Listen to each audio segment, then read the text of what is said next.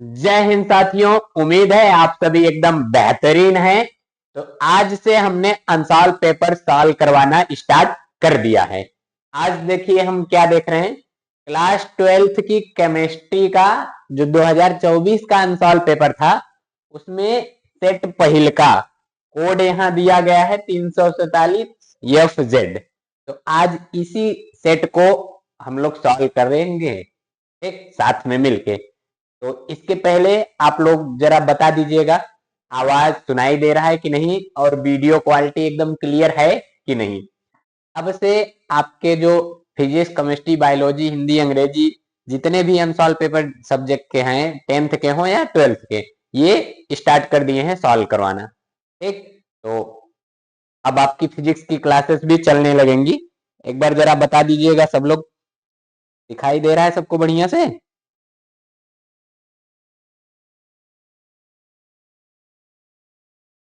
चलिए तो स्टार्ट करते हैं। एक मिनट जरा आ जाओ। हाँ,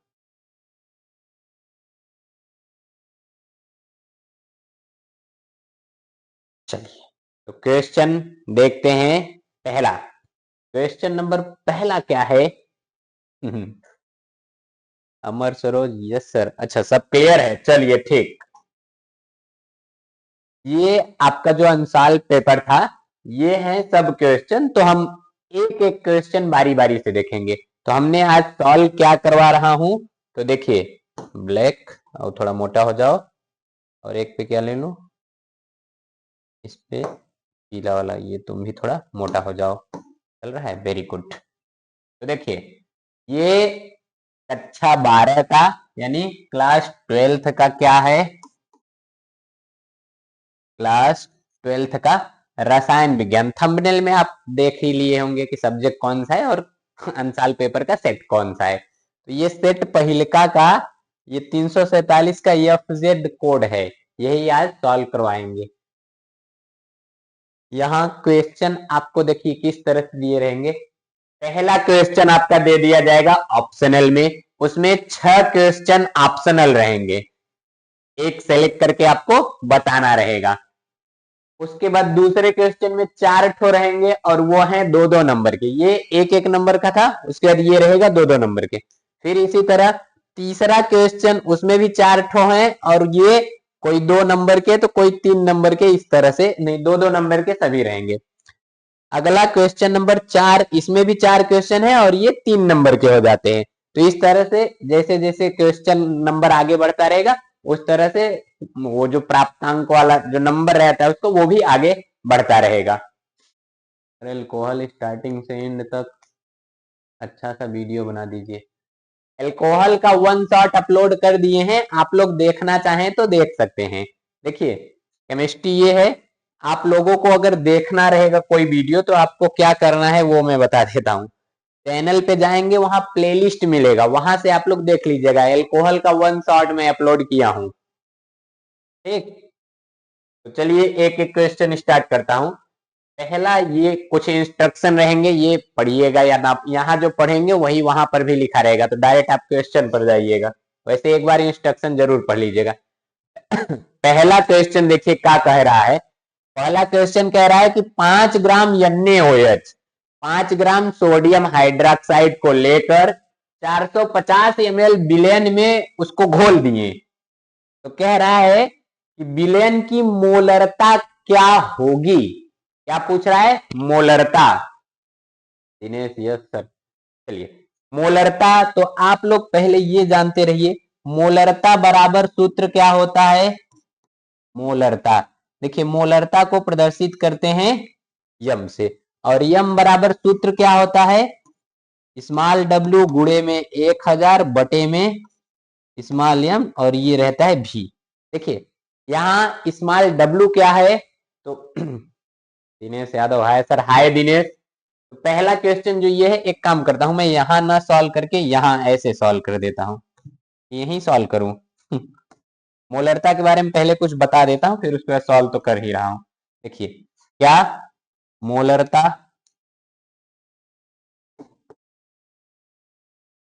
तो मोलरता होती क्या है पहले वो जान लीजिए। किसी भी विलयन में विलेय के कितने मोल घुले हैं, यानी 1 लीटर विलयन में विलेय का कितना मोल घोल दिए हैं, उसी को क्या कहते हैं, मोलरता।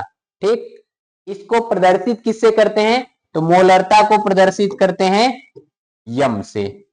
इससे यम से, अंग्रेजी में कहते हैं मोलैरिटी।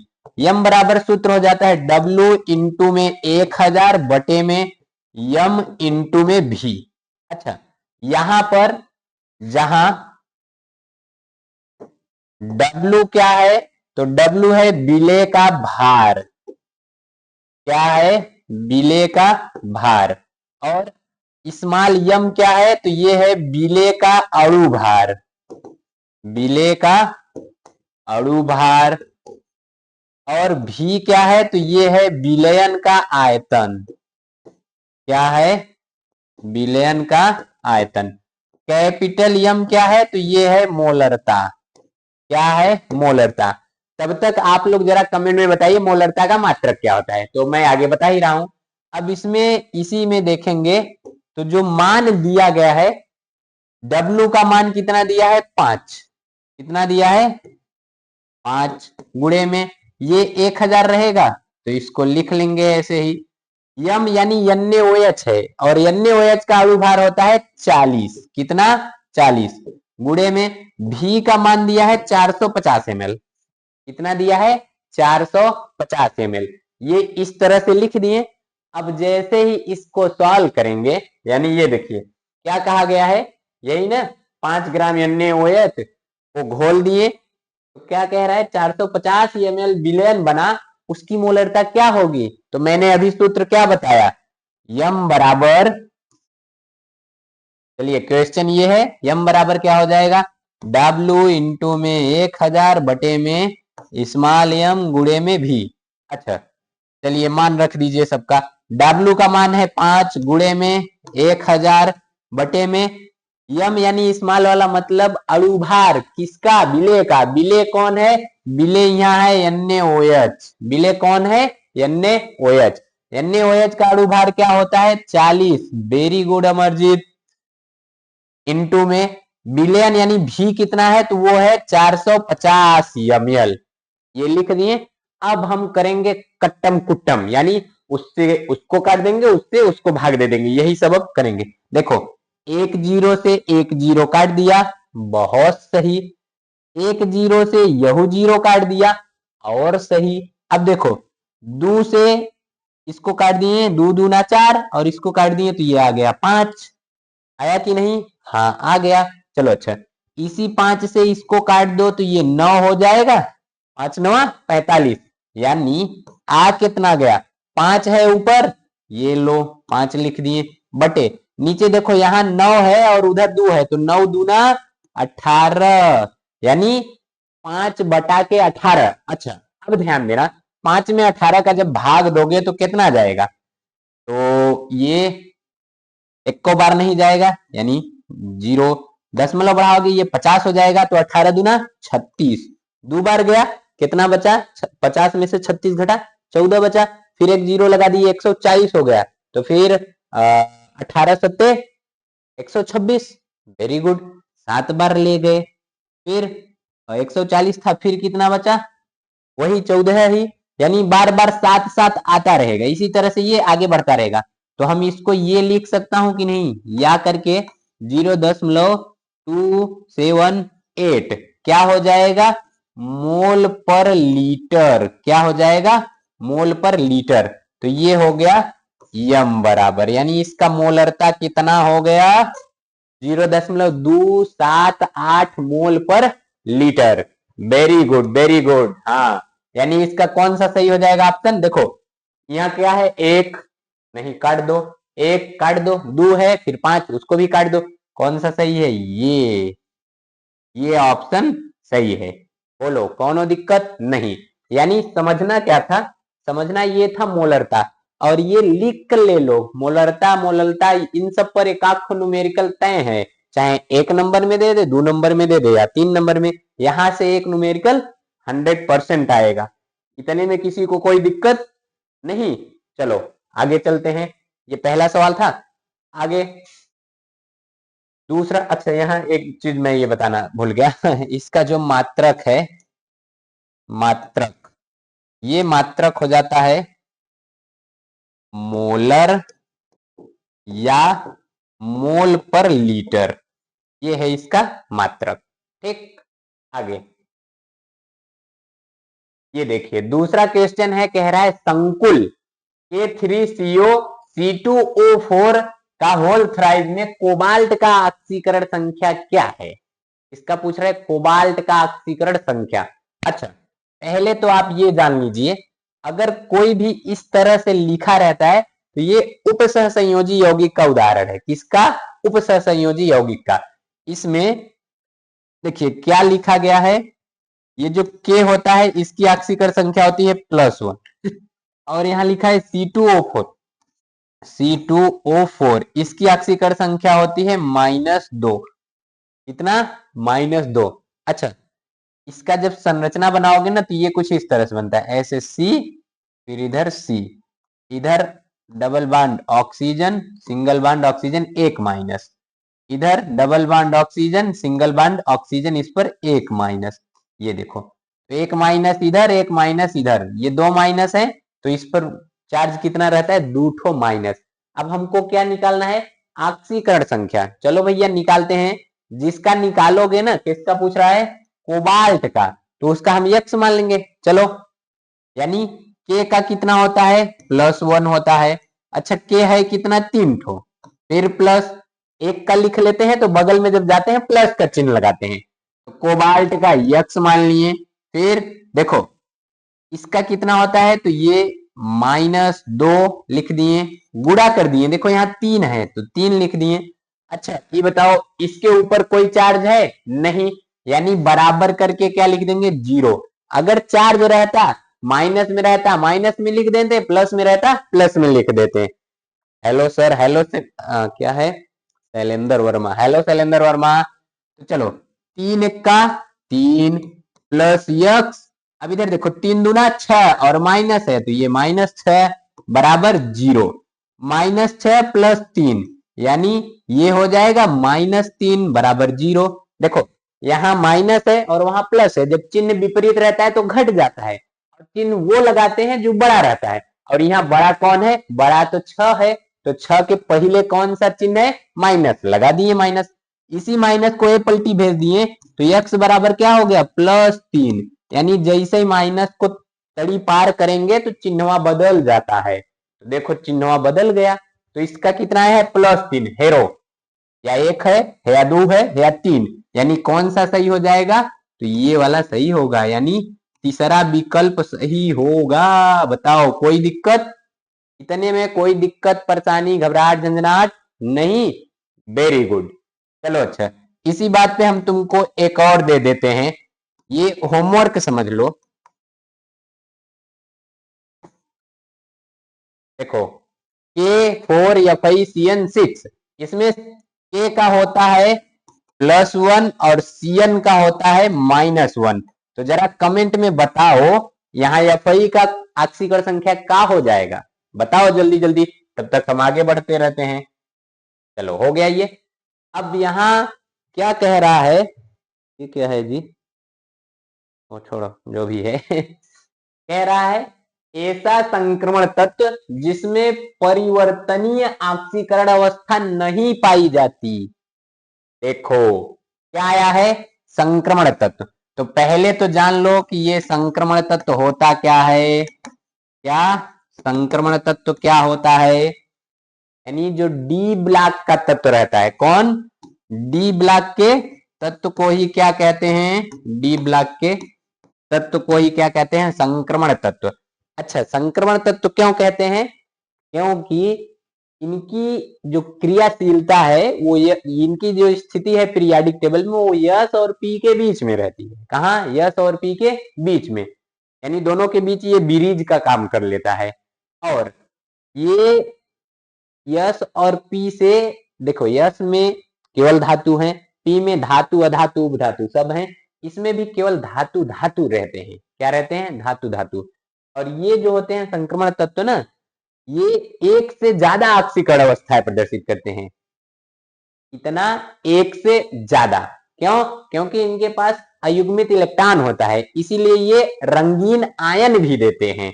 तो कभी कभी क्वेश्चन पूछ देता है संक्रमण तत्व तो रंगीन आयन क्यों देते हैं, तो जब क्वेश्चन आएगा तो बता दिया जाएगा। फिलहाल के लिए जानते रहिए, उसमें अयुग्मित इलेक्ट्रॉन है, डी ट्रांजिशन हो जाता है इसीलिए। तो यहाँ क्या कह रहा है, ऐसा संक्रमण तत्व जिसमें परिवर्तनीय ऑक्सीकरण अवस्था नहीं पाई जाती। क्या क्या ऑप्शन दिया है? स्कैंडियम, देखो ये जो स्कैंडियम है इसका कितना होता है 21, टाइटेनियम इसका कितना होता है, टाइटेनियम का 22, वेनेडियम इसका कितना होता है 23, और क्रोमियम, क्रोमियम का कितना होता है 24। तो ये जो पहिलका है यही केवल +3 ऑक्सीकरण अवस्था प्रदर्शित करता है। क्या? केवल +3। बाकी सब के सब जितने हैं सब एक से ज्यादा ऑक्सीकरण अवस्था प्रदर्शित करते हैं। तो कौन सा सही जवाब हो जाएगा? पहिलकई। कौन सा सही? पहला ही। बताओ, कोई दिक्कत नहीं। यानी स्कैंडियम वो संक्रमण तत्व है जो एक ही ऑक्सीकरण अवस्था प्रदर्शित करता है। परिवर्ती ऑक्सीकरण संख्या का मतलब होता है कि एक से ज्यादा ऑक्सीकरण संख्या। ठीक, चलो आगे चलते हैं।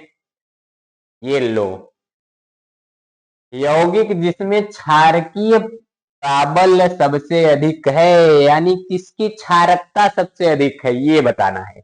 बताइए, क्वेश्चन में कहा है कि कौन सा यौगिक है जिसकी क्षारकता सबसे ज्यादा है। देखिए ये क्या है, एमीन। क्या?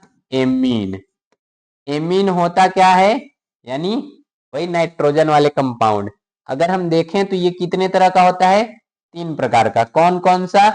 प्राथमिक, द्वितीयक और तृतीयक, यही 3 ठो होते हैं।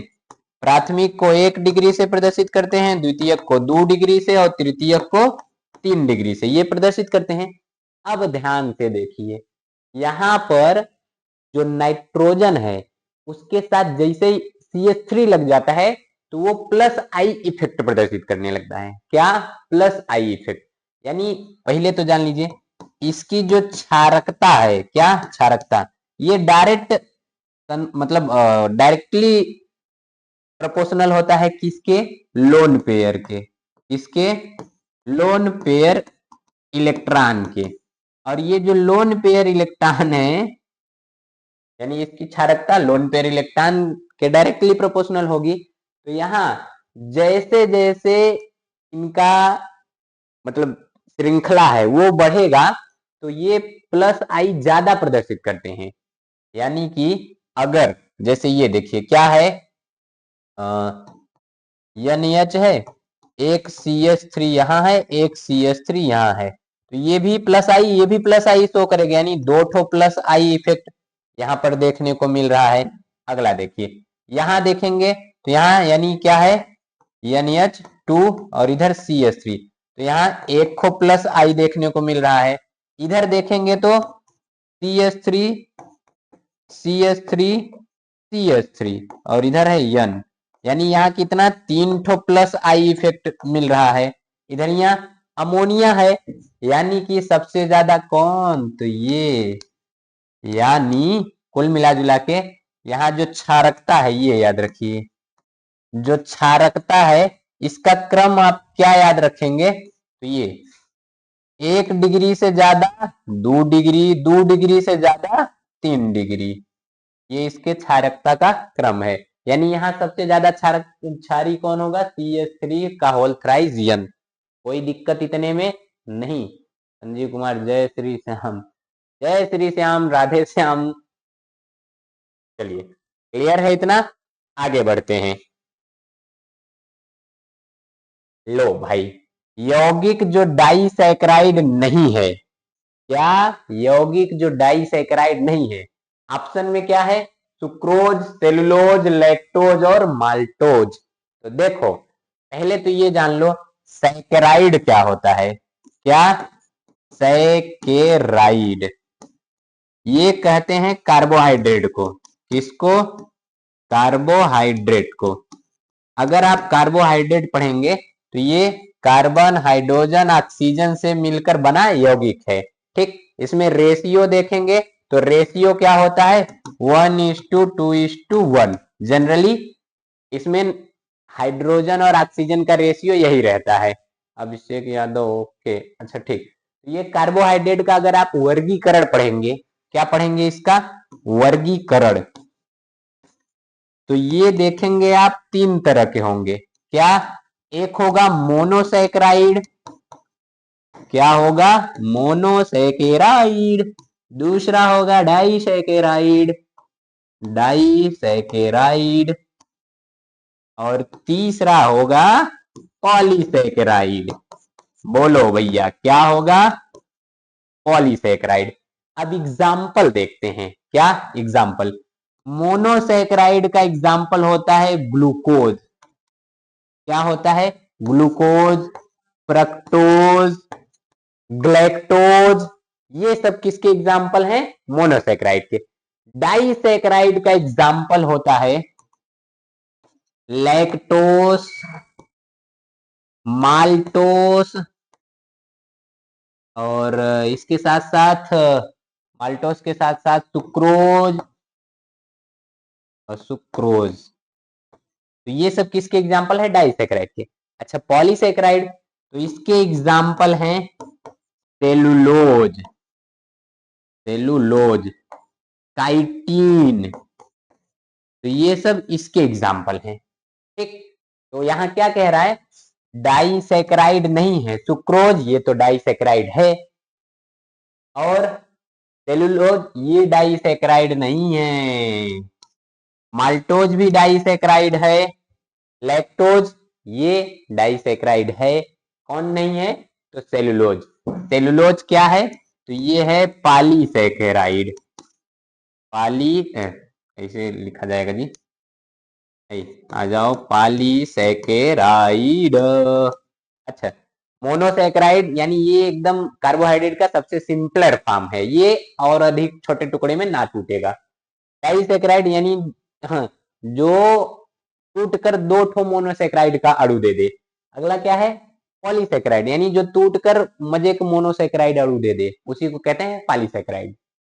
तो movie matrix, hello hello movie matrix ji, तो बताइए इतने में किसी को कोई दिक्कत नहीं, तो कौन सा सही जवाब हो जाएगा, सही जवाब हो जाएगा सेलुलोज।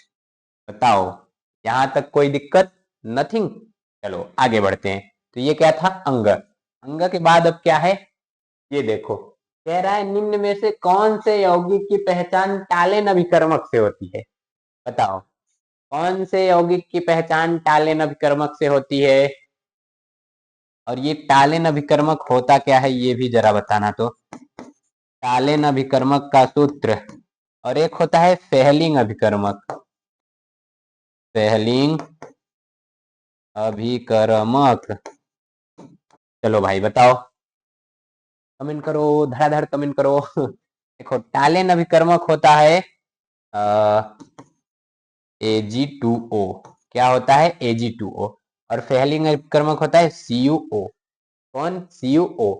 तो याद रखना, क्या करोगे याद रखोगे, टालेन अभिकर्मक कौन देता है एल्कोहल। एक बोलो भाई कौन एल्कोहल, यानी पहला ऑप्शन करेक्ट। बताओ कहीं तक दिक्कत इसमें नहीं, अरे यार इसमें बड़ा साफ दिखाई दे रहा है, वाह क्या बात है, यानी पहला वाला सही। चलो अब जो एक का ऑप्शनल था पहला यानी क ख ग घ अंग जो था ये हो गया। अब हम बढ़ते हैं दूसरे क्वेश्चन की तरफ। अच्छा दूसरा क्या है, ये लो, लो भैया आ गया क्या, ये तो आ गया न्यूमेरिकल। चलो न्यूमेरिकल करते हैं।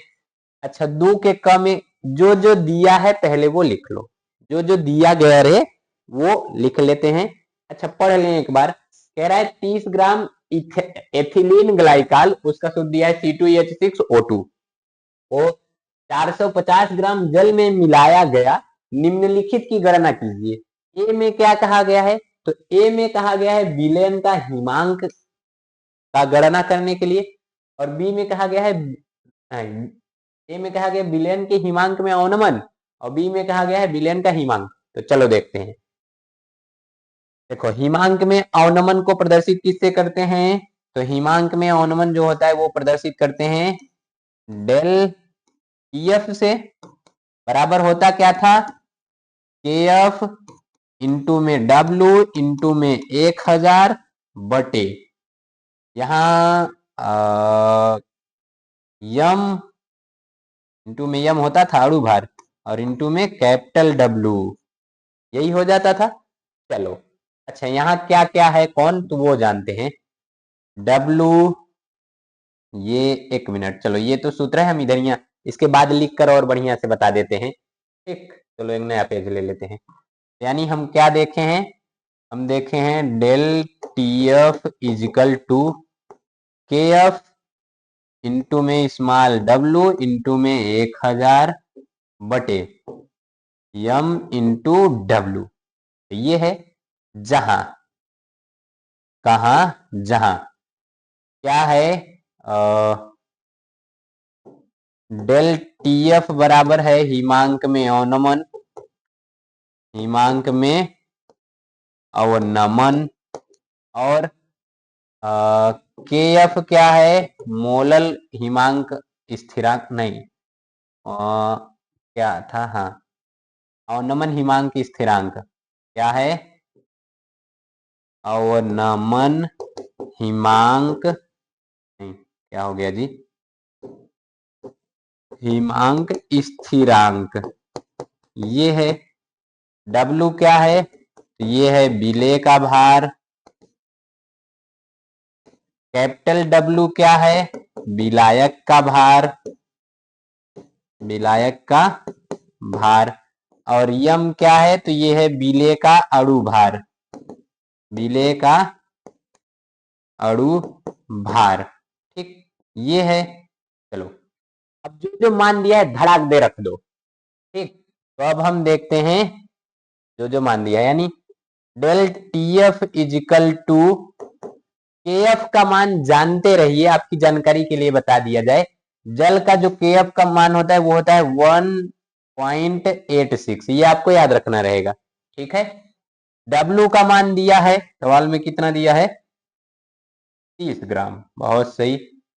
डब्लू का मान है 30 इंटू में 1000, इसको ऐसे ही लिख देंगे बटे यम का मान देखिए इथाइलिन ग्लाइकॉल है, कहाँ गया जी?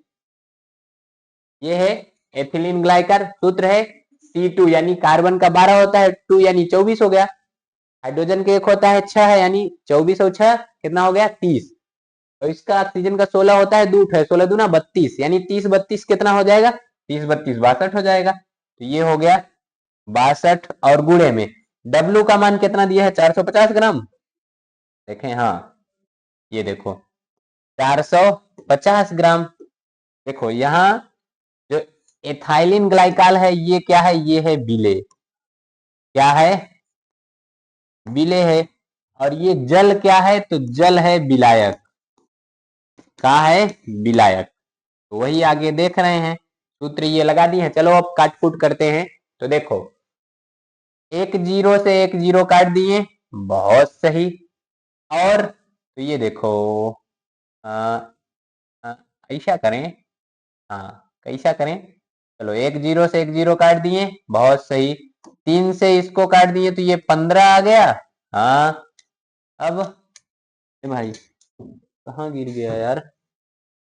बाप रे करंट वरेंट न मार दे। 1 minute just wait, my pen is हेरा गया। चलो मिल गया भाई। ये कितना आ गया? 15। चलो इसको 5 से काट देंगे तो कितना आ जाएगा?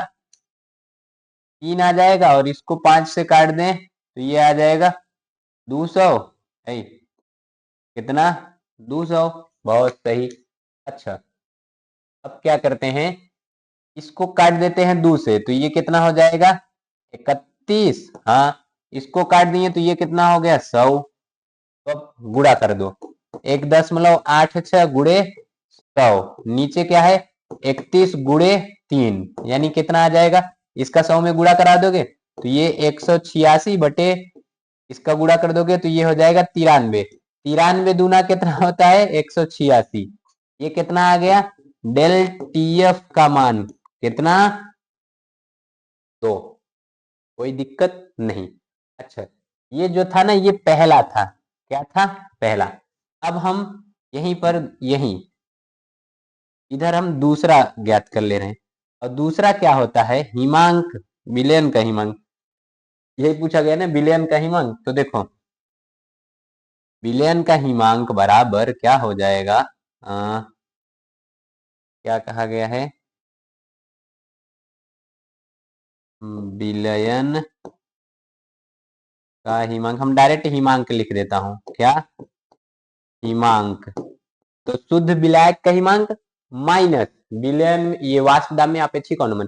शुद्ध विलायक का हिमांक कितना होता है 200, जल का हिमांक, जल का हिमांक माइनस हिमांक में अवनमन, हिमांक में अवनमन। तो जल का हिमांक कितना होता है 273.15 माइनस 2, यानी कितना आया 271.15। ये आ गया विलयन का हिमांक, विलयन का हिमांक। लो भैया इतने के लिए मिल गया तुमको। कितने नंबर का था इधर देख लो, 2 नंबर। 1+1 यानी अगर हिमांक में अवनमन ज्ञात करोगे 1 नंबर, विलयन का हिमांक ज्ञात करोगे 1 नंबर और, यानी एक एक कितना हो गया 2 नंबर। अच्छा ये बताओ जरा आवाज आ रही है कि नहीं, 1 मिनट जरा जस्ट चेक, आवाज आ रही है कि नहीं बस चेक करने दो भाई जरा, क्योंकि इसका बैटरिया ना थोड़ा खत्म होने वाला है। हेलो आ रही है आवाज जी? बहुत सही। चलो जब आवाज ना आए तो कमेंट कर देना। आगे बढ़े, बहुत सही, छाप लो। ये हो गया। अगला कह रहा है निम्न को परिभाषित कीजिए। किसको किसको कह रहा है, मोल अंश और मोललता को परिभाषित करना है। चलो भाई देखते हैं, पहला हेडिंग लगा लो मोल अंश। अंग्रेजी में से मोल फ्रैक्शन या फ्रिक्शन कहते हैं। चलो अच्छा देखो मोल अंश होता क्या है। मोल अंश का मतलब विलेय में उपस्थित किसी अवयव का मोलों की संख्या बटे विलयन में उपस्थित कुल अवयव के मोलों की संख्या को क्या कहते हैं, मोल अंश। क्या कहेंगे, यानी विलयन में उपस्थित, विलयन के किसी एक अवयव के मोलों की संख्या तथा विलयन के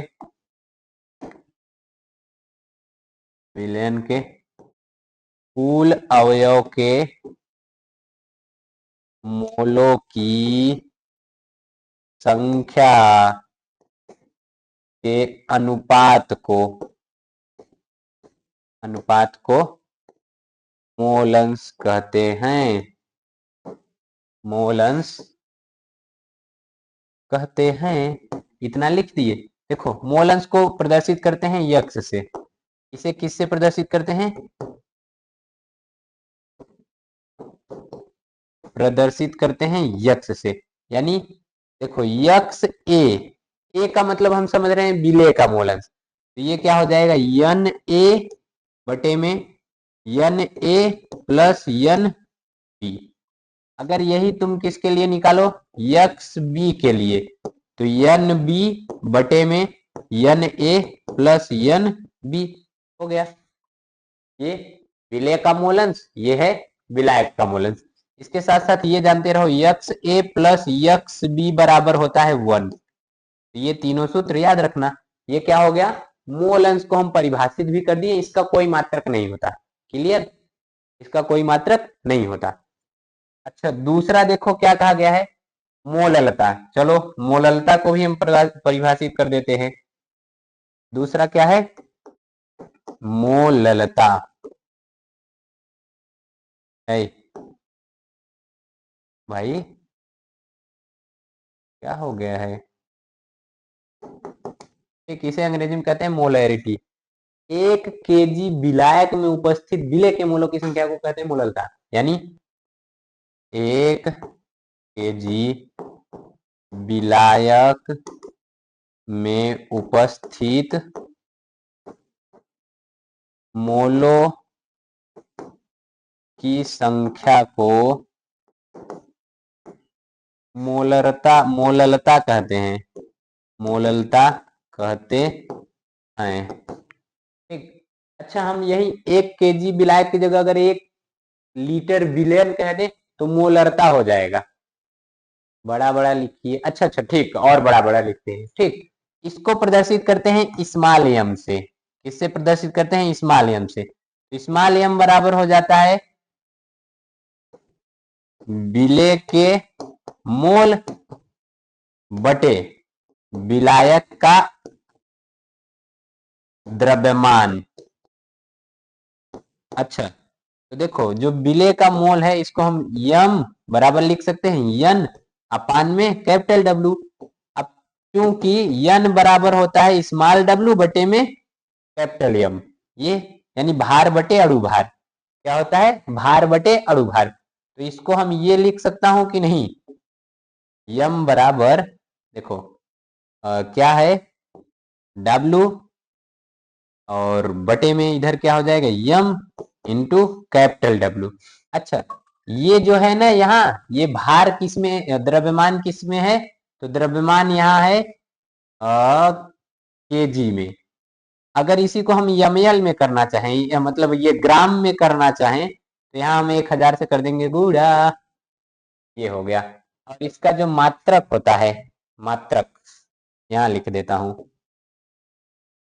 ये मात्रक, तो ये मात्रक होता है मोल पर केजी। क्या होता है? मोल पर केजी।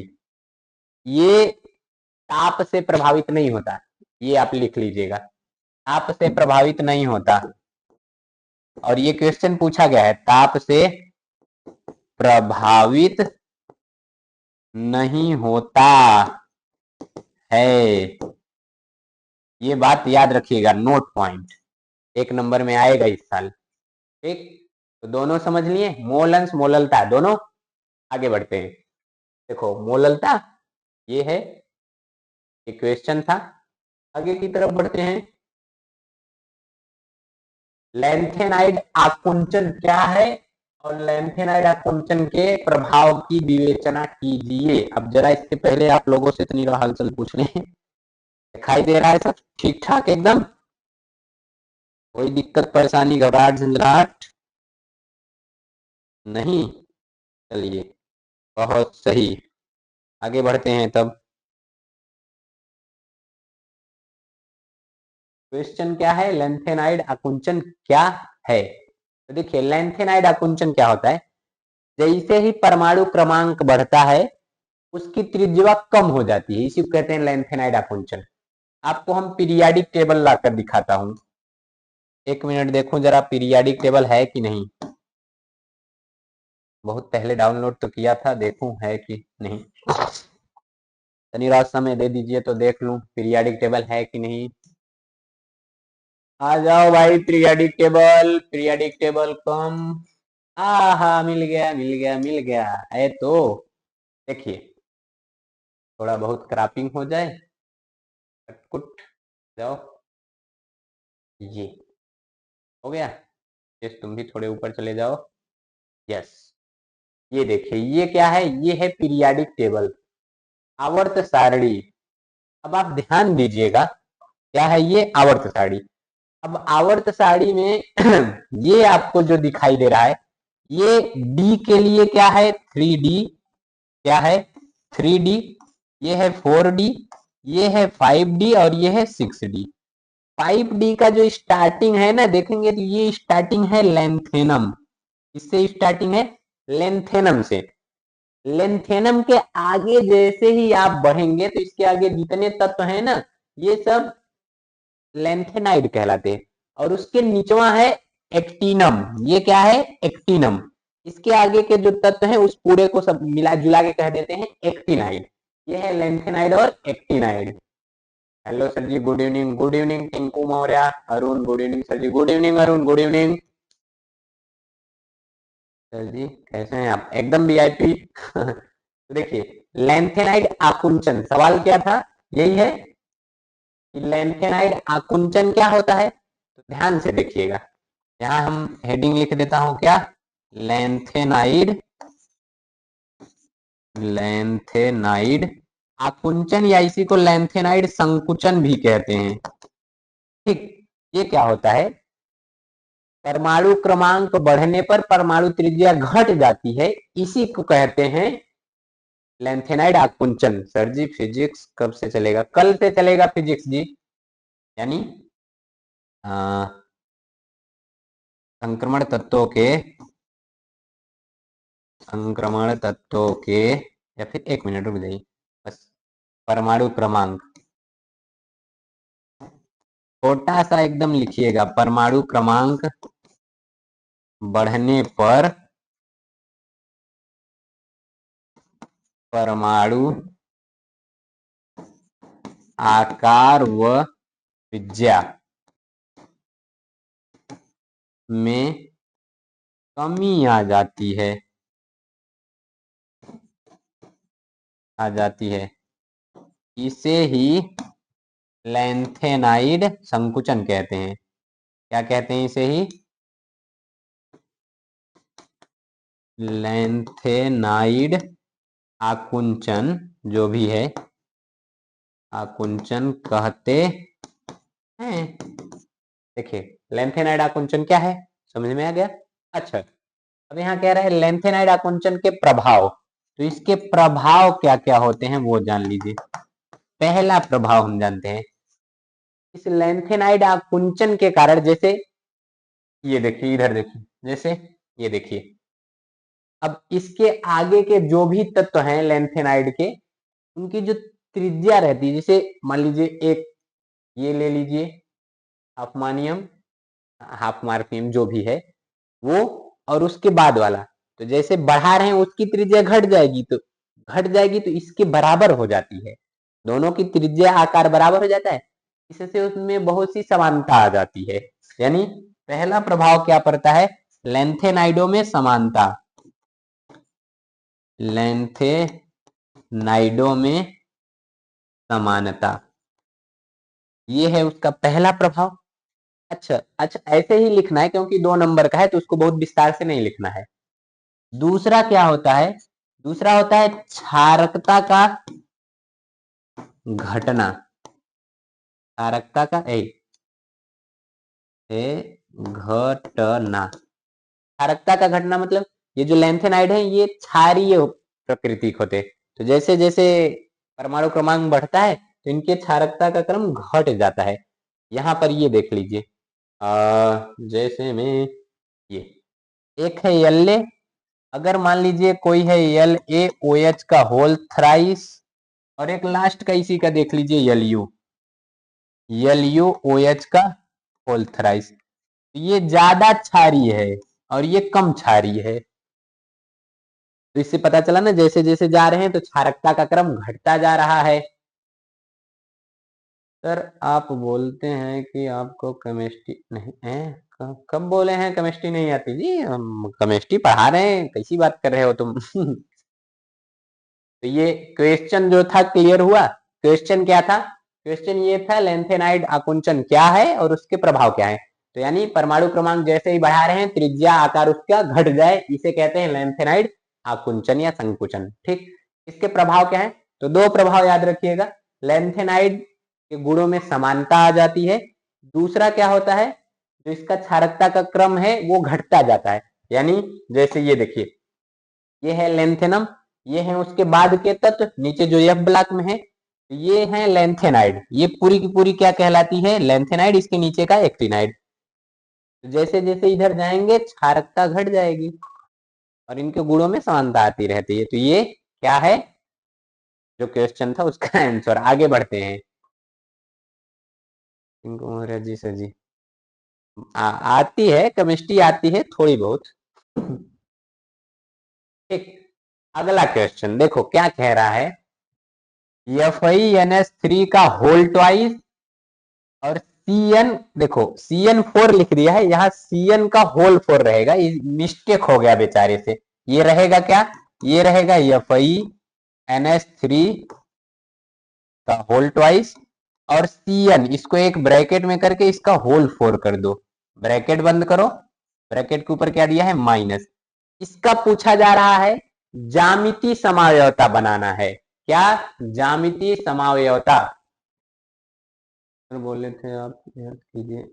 अच्छा ठीक है, मतलब यहाँ नहीं बोले हैं, कहीं और बोले होंगे तो मजाक कर रहे थे, थोड़ा बहुत ही आता है इसीलिए। केमिस्ट्री एंड बायोलॉजी के रियल हीरो हैं, क्या बात कर रहे हो भाई। हेलो वर्मा, अरे स्क्रीन शॉट लेने दो। देखो स्क्रीन शॉट लेने की जरूरत नहीं, इसके लिए देखो क्या करो, ये आप टेलीग्राम ग्रुप ज्वाइन कर लीजिए, टेलीग्राम ग्रुप ज्वाइन कर लीजिए। पीडीएफ लेने का पहला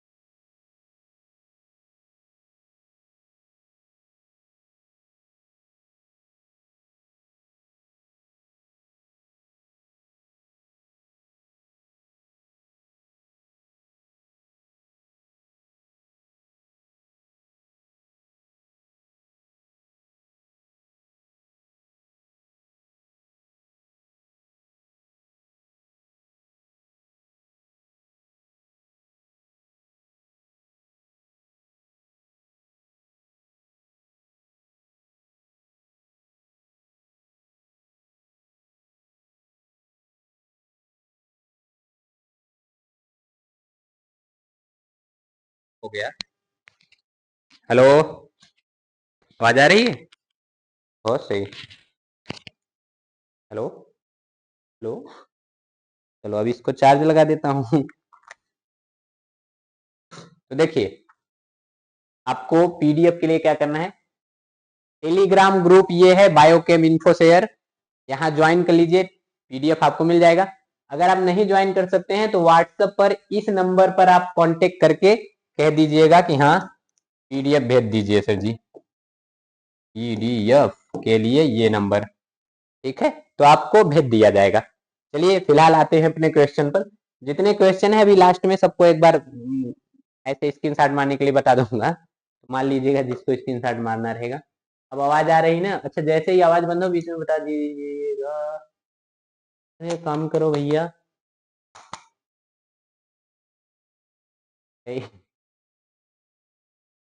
तो रही रही के बंद हो जा रहा है। हाँ हो गया सर जी, चलो ठीक, वॉइस नहीं आ रही, अब वॉइस आ रहा होगा जी, तो बाहर ना निकल जाए बोलते बोलते हम। चलिए तो इसका हम बनाते हैं ज्यामितीय समावयवता, क्या कह रहा है, FeNH3 का होल ट्वाइस और CN का होल 4।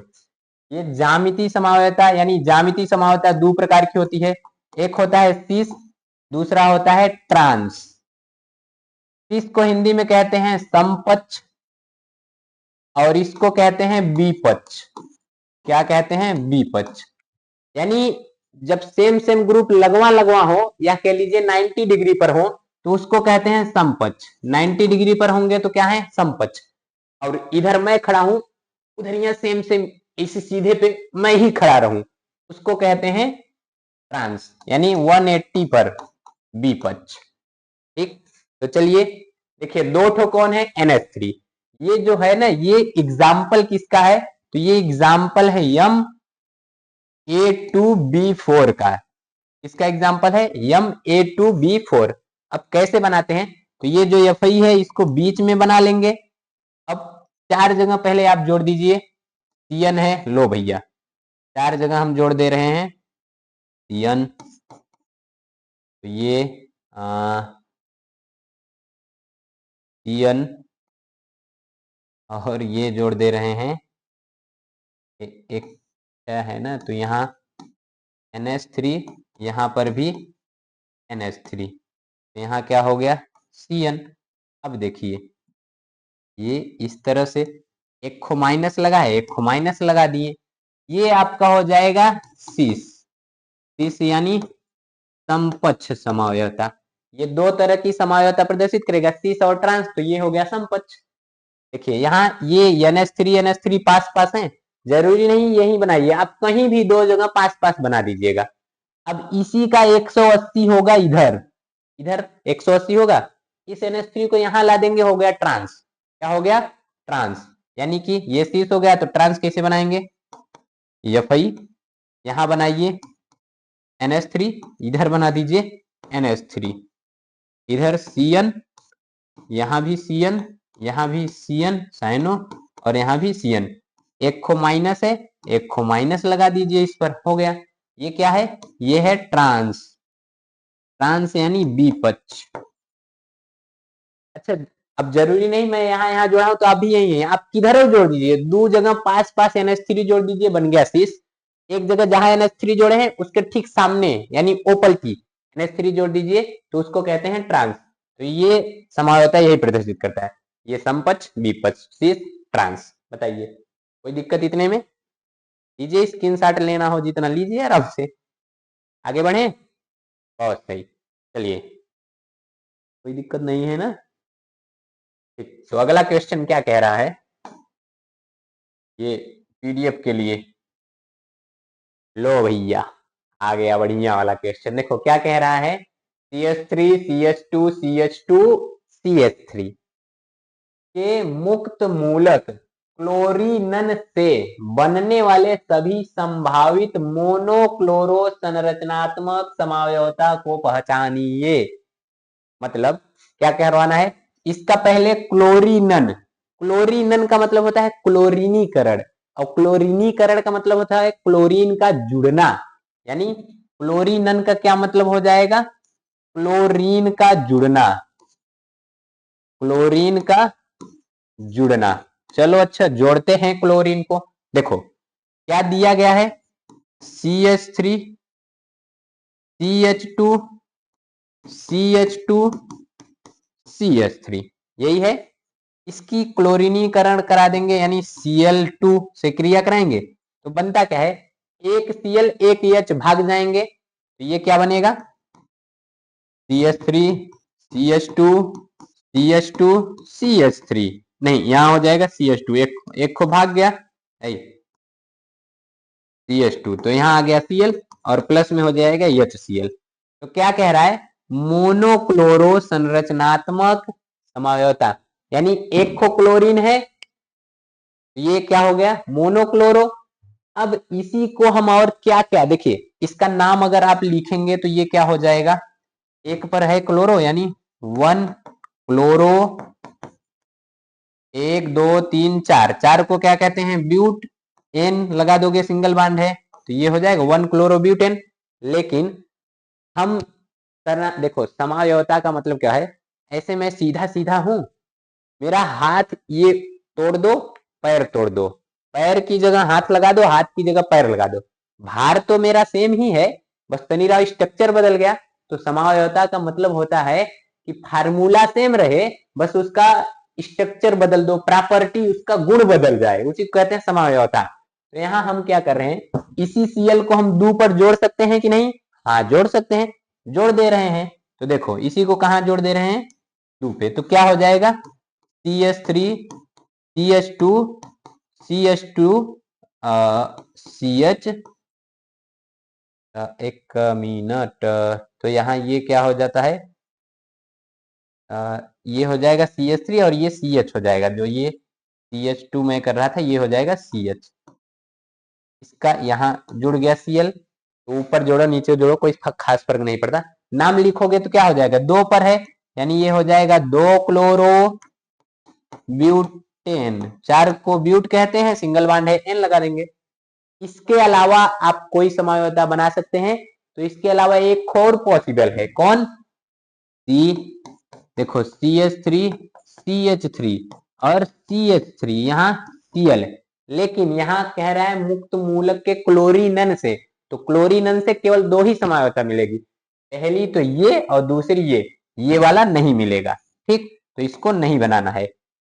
बाकी ये दो ठो रहेंगे, नाम दोनों का अलग है, 1 क्लोरोब्यूटेन 2 क्लोरोब्यूटेन। बोलो कोई दिक्कत नहीं, छाप लो भाई, लो स्क्रीनशॉट जितना लेना है। हो गया, चलो आगे बढ़े, यहाँ तक कोई दिक्कत? यस, दिक्कत है। चलिए अब आगे की तरफ बढ़ते हैं। तो ये अगला क्वेश्चन क्या कह रहा है? फिनाल अम्लीय गुण प्रदर्शित करता है, बहुत सही, लेकिन एथेनॉल लगभग उदासीन होता है, कारण सहित समझाइए। तो देखिए कितने नंबर का है? 2 नंबर का। फिनाल का पहले सूत्र क्या होता है वो जान लीजिए। मैं इसको एक इस वाले पेज में करता हूं। ठीक, फिनाल ये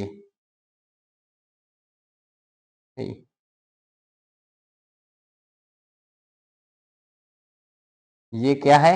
यही है फिनाल। अगर हम इसका जल से क्रिया कराएं तो देखो ये क्या होता है, ये टूट जाता है किसमें?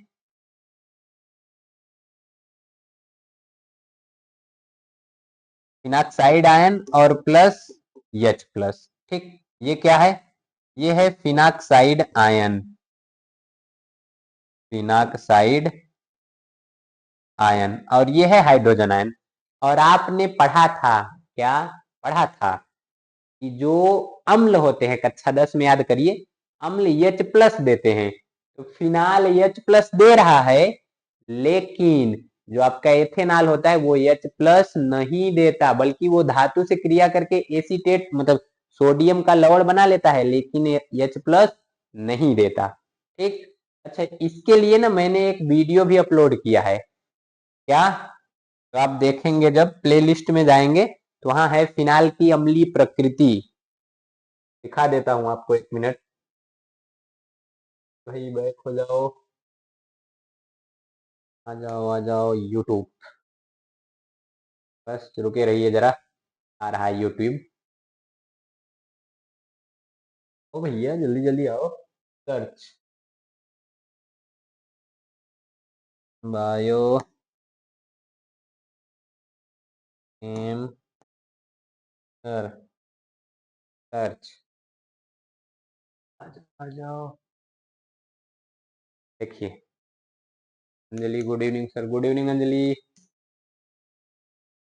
ये जैसे ही ऊपर करेंगे, ये देखिए ये है प्लेलिस्ट, यहाँ गए, थोड़ा और ऊपर करेंगे तो आपको यहाँ ढूंढना है क्लास 12th केमिस्ट्री सेकेंड। देखिए क्लास 12th केमिस्ट्री सेकेंड, यहाँ चैप्टर वाइज चैप्टर पढ़ाए गए हैं।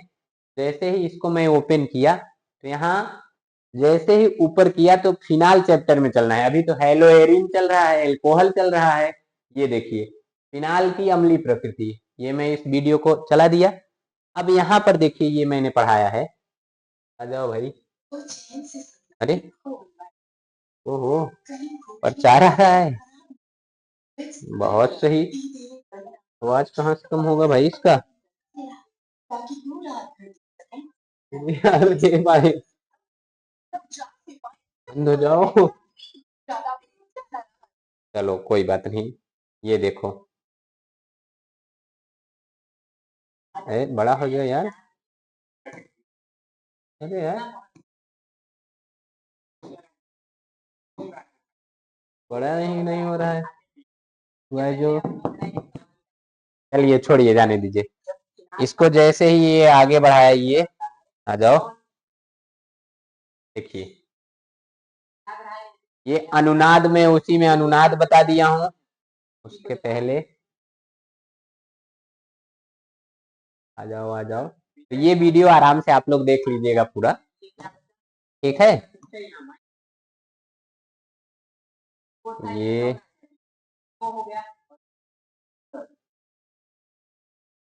आ जाओ,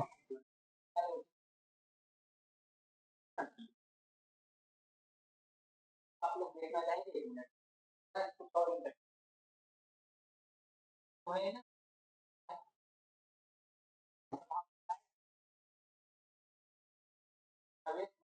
ये देखिए,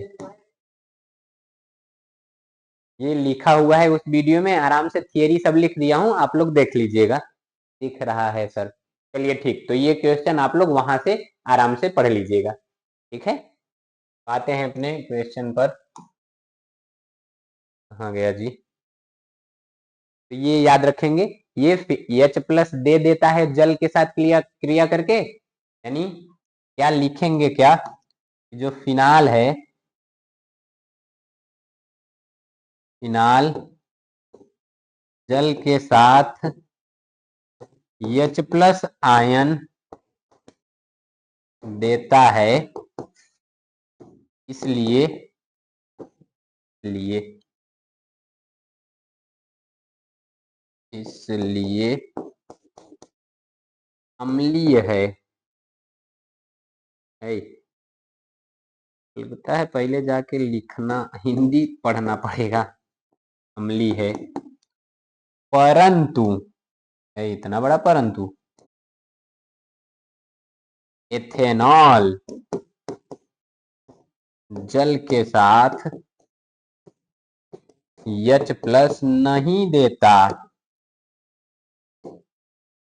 है, इसलिए वो अम्लीय नहीं है, यानी वो लगभग उदासीन होता है। तो आप एक बात याद रखिएगा, ये इस फिनाक्साइड से जुड़ा है, ये फिनाक्साइड प्लस आई, यानी ये प्लस आई प्रभाव प्रदर्शित करता है। लेकिन अगर इसी को देखें, देखिए CH3 CH2, ये है OH, अगर यहां से आप इसको ब्रेक करेंगे तो ये CH3 CH2O ये बनाएगा नहीं। अगर बना भी लिया तो ये जो होता है इधर का एथिल, ये जो देखिए फेनिल जो है वो तो प्लस आई प्रदर्शित कर लेगा, लेकिन ये C2H5OH यानी ये जो एथिल है ये प्लस आई नहीं प्रदर्शित करेगा, इसलिए ये अम्ली नहीं है, वो अम्ली है। ठीक है, सही है, कोई दिक्कत? हाफ ईयरली एग्जाम पूछा था, अच्छा ये क्वेश्चन बहुत सही जी। सर एमीन एमाइड पर वीडियो चलाइए। अच्छा अच्छा, बना दिया जाएगा, बना दिया जाएगा, फिलहाल अभी ये चले आगे। अगला क्वेश्चन, ये देखिए क्या कह रहा है, एसिटल्डिहाइड और एसीटोन में अंतर कह रहा है, अंतर लिखिए, एसिटल्डिहाइड एसीटोन, एसिटोफिनान और बेंजोफिनान में। चलिए लिख देते हैं, यहीं से एक पाई पार देते हैं, ये एक पाई पार दें। देखिए ये जो एसिटल्डिहाइड होता है इसका सूत्र क्या होता है, CH3CHO, ये है इसका सूत्र। पहला अंतर, अंतर तो पहले यही लिख देते हैं, दोनों का सूत्र, इसका क्या हो जाएगा, सूत्र इसका हो जाएगा CH3CHO, इसका क्या हो जाएगा, तो इसका हो जाता है CH3CO CH3, ये हो जाएगा। अब दूसरा, ये तो पहला था, दूसरा ये फेहलिंग विलयन से क्रिया करके, फेहलिंग अभिकर्मक से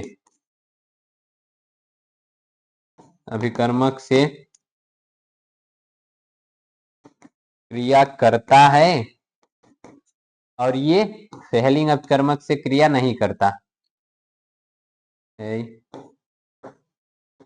फेहलिंग अभिकर्मक से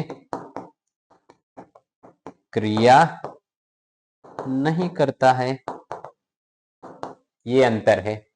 ठीक, यानी एसिटल्डिहाइड फेलिंग अभिकर्मक से क्रिया करेगा, एसीटोन नहीं करेगा। ये एक प्रकार का एल्डिहाइड है, ये एक एल्डिहाइड है, एल्डिहाइड है, और यह कीटोन है, ये है अंतर। बताओ कोई दिक्कत नहीं? आप लो, प्लस आई का मतलब वो बता दिया जाएगा, आप घबराइए मत, वो बता दिया जाएगा, वो 11 में ही पढ़ना था जी। ये देखिए एसिटल्डिहाइड एसीटोन में ये अंतर है। एक और क्वेश्चन है, क्या एसिटोफिनान और बेंजोफिनान में अंतर, तो इसको हम यहां देखते हैं, क्या एसिटोफिनान और बेंजोफिनान। बेंजोफिनान,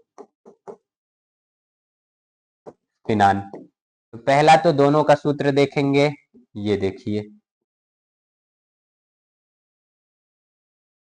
COCH3, ये क्या है, एसिटोफिनान। बेंजोफिनान का देखेंगे सूत्र तो CO इधर आने के बाद ये है इसका सूत्र, ठीक। ये ना आइडोफार्म परीक्षण देता है, क्या, आइडोफार्म परीक्षण देता है, और यह आइडोफार्म परीक्षण नहीं देता,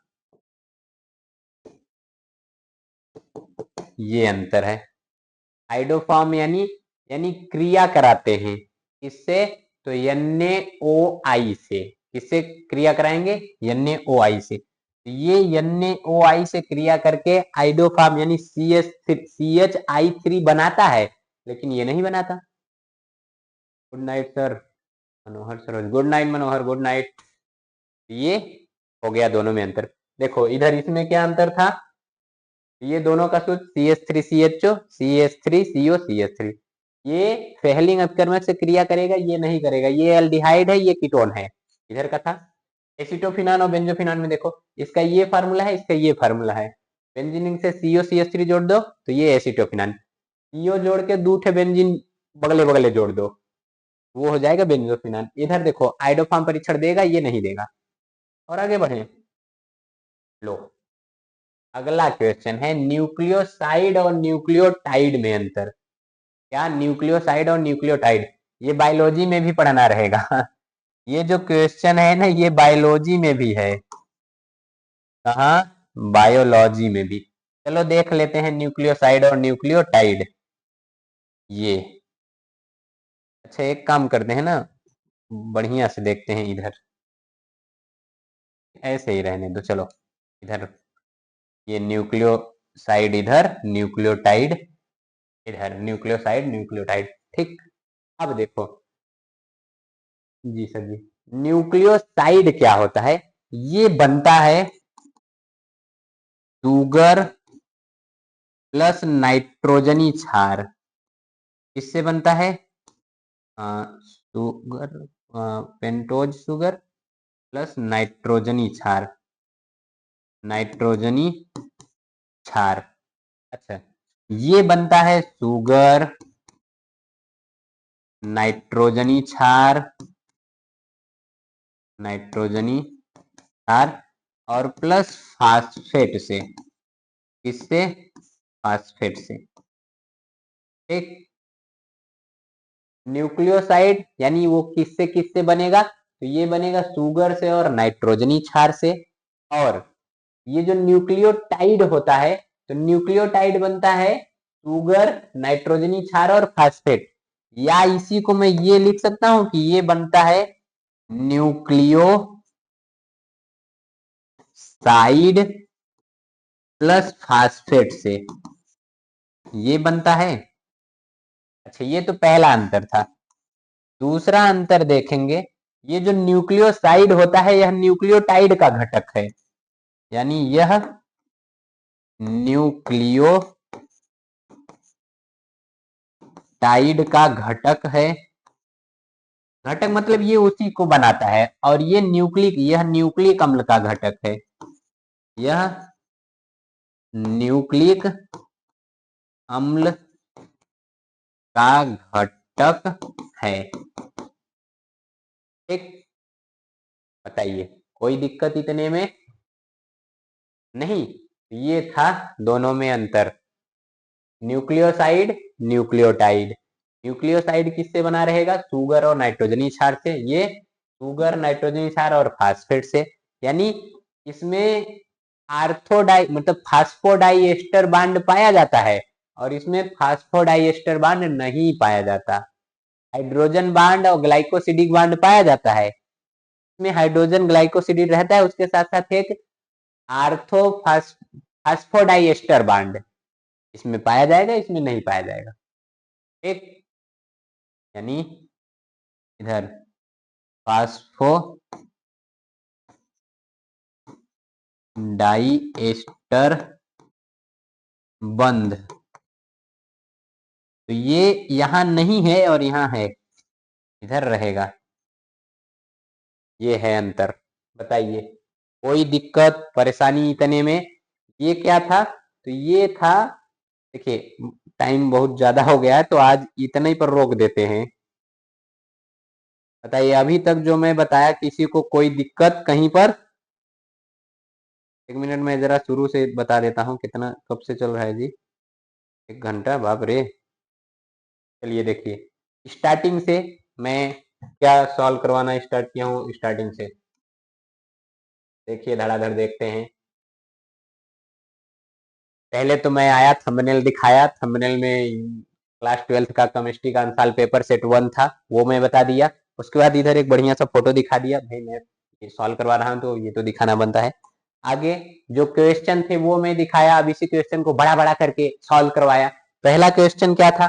तो पहला क्वेश्चन अभी तक ये देखो, पहला क्वेश्चन था 5 ग्राम NaOH को घोलकर 450 ml विलयन बनाया तो मोललता क्या होगा? तो यहाँ पर मोललता 0.278 हो जाएगा, ये हो गया मोलरता। आगे की तरफ बढ़े तो मोलरता के बारे में यहाँ कुछ बताए हैं। और आगे चलें तो ये देखो संकुल यानी जो उपसंयोजी यौगिक है उसमें K3CO C2O4 का होल थ्राइज में कोबाल्ट का ऑक्सीकरण संख्या +3 होगा। कैसे निकाला जाता है? तो आप लोग एक वीडियो सर्च कर लीजिएगा, oxidation number by biochem sir, मेरा वीडियो आ जाएगा, आराम से पढ़ लीजिएगा। टेलीग्राम चैनल नाम बताओ, टेलीग्राम चैनल नाम बताइए सर। टेलीग्राम चैनल का नाम है बायोकेम इन्फोशेयर। क्या? बायोकेम इन्फोशेयर। या तो आप लोग व्हाट्सएप करिएगा, मैं वहां लिंक भेज दूंगा। ठीक, तो इसका आंसर 3 हो जाएगा। आगे की तरफ बढ़े, ऐसा संक्रमण तत्व जिसमें परिवर्तनीय ऑक्सीकरण संख्या नहीं पाई जाती तो वो स्कैंडियम है। ये क्या है? तो ये है स्कैंडियम है। स्कैंडियम कितना इसका परमाणु क्रमांक होता है? तो ये 21 पे रहता है। ठीक, और आगे की तरफ बढ़े तो ये ऐसा यौगिक जिसमें क्षार की प्रबल सबसे ज्यादा रहती है, तो जैसे उनका प्राइमरी सेकेंडरी टर्शियरी ये क्रम बढ़ाएंगे क्षारकता बढ़ती जाएगी, तो ये सही आंसर हो जाएगा। आगे की तरफ बढ़ते हैं, डाइसैकेराइड नहीं है तो यहाँ ये जो सेलुलोज है ये डाइसैकेराइड नहीं है, बाकी सब डाइसैकेराइड है। सेलुलोज पॉलीसैकेराइड है, काइटिन भी पॉलीसैकेराइड होता है। कमेंट करके बताइए ग्लूकोज क्या होता है? मोनोसैकेराइड, डाइसैकेराइड, पॉलीसैकेराइड, इसमें से ग्लूकोज क्या होता है? अगला देखे हैं, निम्नलिखित में से कौन से यौगिक की पहचान टालेन अपकर्मक से होती है? तो अल्कोहल की पहचान टालेन अपकर्मक से हो जाती है। और आगे तो एथिलीन ग्लाइकॉल को मतलब 30 ग्राम एथिलीन ग्लाइकार को 450 ग्राम जल में मिलाया जाए तो हिमांक में अवनमन क्या होगा और हिमांक क्या होगा? तो इसके लिए ये देखिए सॉल्व करवाया हूं यहाँ। ये है पहला हिमांक में अवनमन और यहाँ पर दूसरा है विलयन का जो हिमांक है वो। यहाँ से आप फाइंड कर लीजिए, हिमांक में अवनमन 2 है और ये विलयन का हिमांक कितना है? 271.15। आगे की तरफ बढ़ते हैं, कह रहा था निम्न पदों को परिभाषित कीजिए। मोल अंश है और मोललता, तो दोनों के बारे में बताया गया। मोल अंश के बारे में यहाँ बताया गया है कि विलयन के किसी एक अवयव के मोलों की संख्या तथा उसमें उपस्थित सभी अवयव के मोलों की संख्या के अनुपात को कहते हैं मोल अंश। इसे प्रदर्शित करते हैं यत्र से विलय का मोल अंश निकालना रहेगा तो विलय के मोलों की संख्या बटे विलय विलायक के मोलों की संख्या। यहाँ पर लिख दिया गया है विलायक का, तो विलायक ये हो जाएगा। आगे बताया गया मोललता के बारे में, यानी 1 केजी विलायक में उपस्थित विलय के मोलों की संख्या को मोललता कहते हैं। वहीं अगर 1 लीटर कह देता तो मोलरता हो जाता। मोलरता को यम से प्रदर्शित करते हैं, मात्रक मोल पर किग्रा होता है। ये हो गया। आगे अगला क्वेश्चन था लेंथेनाइड आकुंचन क्या होता है, इसके प्रभाव। लेंथेनाइड आकुंचन यानी कि जैसे जैसे परमाणु क्रमांक बढ़ेगा आकार में और त्रिज्या में कमी आ जाएगी, इसी को कहेंगे लेंथेनाइड आकुंचन। इसका प्रभाव ये रहता है लेंथेनाइडों में समानता आ जाती है, उनकी क्षारकता घट जाती है, ये इसका प्रभाव है। और आगे की तरफ अगला क्वेश्चन, अच्छा आवर साड़ी पीरियोडिक टेबल दिखा रहे हैं। अगला क्वेश्चन ये था FeNH3 का होल ट्वाइस Cn का होल 4, इसका ज्यामिति समावय होता है तो सीस और ट्रांस रहता है। तो ये NH3 लगे लगे हो जाए सीस, NH3 एकदम अपोजिट अपोजिट हो जाए तो वो हो जाएगा ट्रांस। सर इस पेपर का फुल सोल्यूशन मिलेगा क्या? इसका फुल सोल्यूशन मिल जाएगा। अब आज मैं यहाँ जहां तक करवा दिया हूं, मतलब इस वीडियो में जहां तक करवाया हूं, अगली बार जब वीडियो लेकर आऊंगा तो इसी के आगे का रहेगा फुल सोल्यूशन। मैं अब बहुत जल्द ही एक सेट अगर उठाऊंगा तो वो पूरा सॉल्व करवाना स्टार्ट करूंगा। आज तो मतलब ये पहला वीडियो था, स्टार्ट करना था इसलिए बस आया ऐसे बताने। फुल सोल्यूशन मिलेगा, बहुत जल्द ही मिलेगा, तो आज फिलहाल इतने तक रहने देते हैं। आगे देखो, मैं फुल सोल्यूशन करा देता यहीं, लेकिन वो मतलब जो पीडीएफ था वो पीडीएफ बना नहीं है ना। जैसे जो क्वेश्चन एक एक को अलग अलग से दिखाई दे रहे हैं वो बना नहीं, केवल इतने तक बना था तो मैं इतना सॉल्व करा दिया। पीडीएफ अगर चाहिए किसी चैप्टर का, नोट्स वोट्स चाहिए, यहाँ इस नंबर पर व्हाट्सअप करके ले लीजिएगा, वरना ये टेलीग्राम ग्रुप है, ज्वाइन कर लीजिएगा। आगे की तरफ क्या है जी? मोनोपोली होता है सर जी? ठीक है जी। देखो आगे की तरफ अगला क्वेश्चन क्या कह रहा है? CH3 CH2 CH2 CH3, इसका क्लोरीनीकरण कराना है और उससे समावयवता जो जो बनेगा वो बनाना है। क्लोरीनीकरण कराएं तो क्या बन गया? एक बना 1 क्लोरो ब्यूटेन, एक बना 2 क्लोरो ब्यूटेन, दोनों यहाँ दे दिए हैं, ये हो गया। एक और बनेगा लेकिन ये क्लोरीनीकरण से नहीं बनेगा तो ये हटा दिए, नहीं आएगा। कह रहा है फिनाल का अम्लीय गुण, फिनाल अम्लीय गुण प्रदर्शित करता है, एथेनॉल नहीं। तो फिनाल जल के साथ क्रिया करके H+ देता है, एथेनॉल नहीं, इसलिए ये अम्लीय गुण प्रदर्शित करता है, वो नहीं। आगे की तरफ अगला कह रहा है एसिटल्डिहाइड एसीटोन में अंतर। एसिटल्डिहाइड का सूत्र CH3CHO, एसीटोन का सूत्र CH3CO CH3। और ये तो फेहलिंग अपकर्मक फेहलिंग विलयन से क्रिया करता है और ये एसीटोन नहीं करता है, ये दोनों में अंतर था। वो एल्डिहाइड है, ये कीटोन है। और अगला कह रहा है कि एसिटोफिनान और बेंजोफिनान में अंतर। तो एसिटोफिनान और बेंजोफिनान में अंतर ये है, बेंजीन रिंग से COCH3 जोड़ दो, एसिटोफिनान बन गया। CO ले लो, A पल्टी बेंजीन रिंग जोड़ो, O पल्टी बेंजीन रिंग जोड़ो, तो ये बन गया बेंजोफिनॉन। अंतर क्या है? एक आइडोफॉर्म परीक्षण देता है, एक आइडोफॉर्म परीक्षण नहीं देता है। तो कोई दिक्कत नहीं। अच्छा इतना ही था क्या? एक और था, न्यूक्लियोटाइड और न्यूक्लियोसाइड में अंतर। न्यूक्लियोटाइड ये बना होता है सुगर और नाइट्रोजनी क्षार का, बायोलॉजी में आप ये पढ़े थे। और न्यूक्लियोटाइड किसका बना होता है? न्यूक्लियोसाइड और फास्फेट का, यानी उसी में फास्फेट लिया के जोड़ दो। फास्फेट जुड़ा है तो वो जुड़ता है फास्फोडाइएस्टर बांड से, यानी न्यूक्लियोसाइड टाइड में फास्फोडाइएस्टर बांड पाया जाएगा, न्यूक्लियोटाइड में नहीं पाया जाएगा। और तो ये न्यूक्लिक अम्ल मतलब न्यूक्लियोटाइड का घटक है न्यूक्लियोसाइड, और न्यूक्लिक अम्ल का घटक है न्यूक्लियोटाइड। तो वो आप टाइड और साइड इतनी अंतर है, इन सब बारे में जानते रहिए।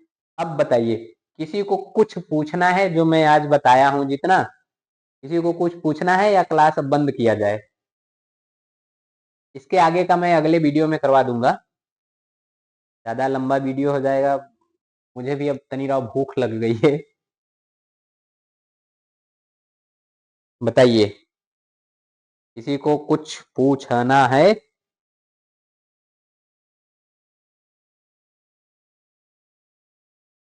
हम्म,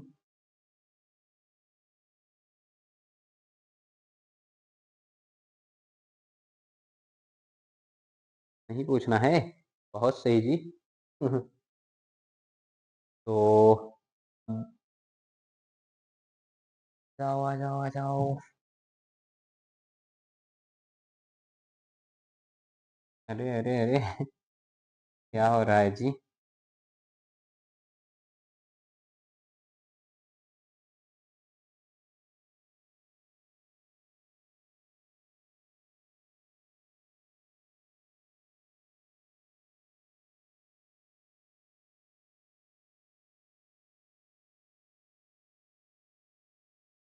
चलिए अच्छा, तब किसी को कुछ नहीं पूछना।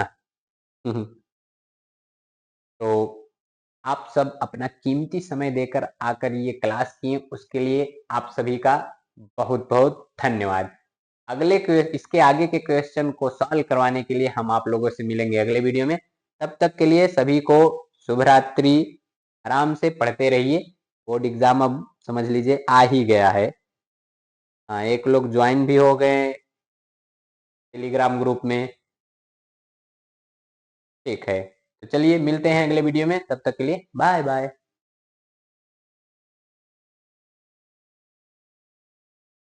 Okay okay.